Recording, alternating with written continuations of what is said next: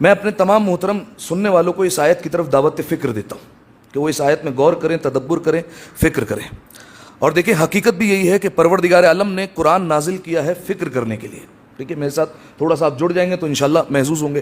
پروردگار عالم نے جو قرآن نازل کیا ہے وہ فکر کرنے کے لیے. آپ جا کر قرآن کو دیکھیے تو پروردگار عالم خود اس میں کہتا ہے افلا یتدبرون، تم یہ قرآن میں غور و فکر کیوں نہیں کرتے ہو. ٹھیک ہے، لیکن بدقسمتی سے جس پروردگار عالم نے جس قرآن کو فکر کرنے کے لیے نازل کیا تھا، ہمارے یہاں اس قرآن کو حفظ کے ساتھ مخصوص کر دیا ہے.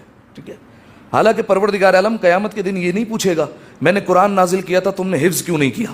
یہ ضرور پوچھے گا کہ میں نے قرآن نازل کیا تھا تم نے اس میں فکر کیوں نہیں کی، غور کیوں نہیں کیا. ٹھیک ہے، اچھا اب کوئی میرا بھائی اہل سنت اگر بیٹھا ہو تو اس سے یہ ہرگز نہ سمجھے کہ ہم حفظ قرآن کے مخالف ہیں. نہیں، حفظ قرآن بہت بڑی سعادت ہے.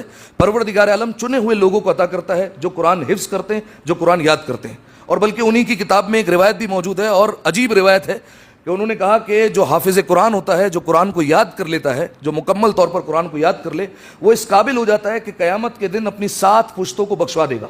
ٹھیک ہے، جو قرآن یاد کر رہا ہے، جو حافظ قرآن ہے، وہ قیامت کے دن ان کی کتابوں میں لکھا ہے کہ اپنی 7 پشتوں کو بخشوانے پر قدرت رکھتا ہے، یعنی 7 نسلیں جو ہیں اس کو بخشوا دے گا.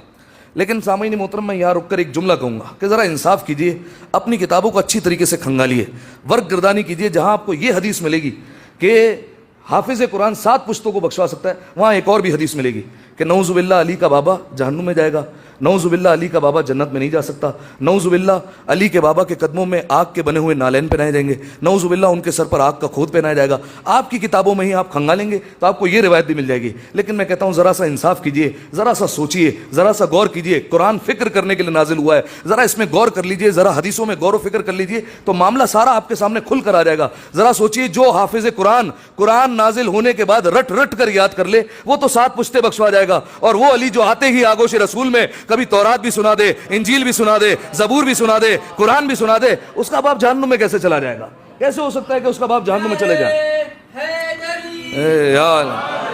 یہ تو ان کو جواب دینے کے لیے بات کی میں نے، ورنہ تو ہمارا عقیدہ یہ ہے کہ جناب ابو طالب علیہ السلام قیامت کے دن شفاعت کرنے والے ہوں گے.